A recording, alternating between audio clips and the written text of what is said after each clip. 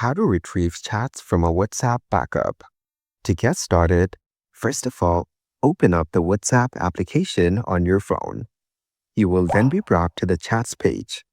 Here, you can view all your chats with friends on WhatsApp.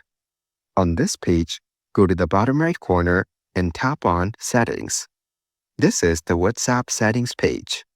Here, go to Chats. Then, go to Chat Backup. Tap on Auto Backup. Here, you can choose how often you want to back up your chats. Choose according to your preference and then go back. Now enable Include Videos to back up the WhatsApp videos as well. Swipe down on the screen to open your control center and make sure that the Wi-Fi is turned on.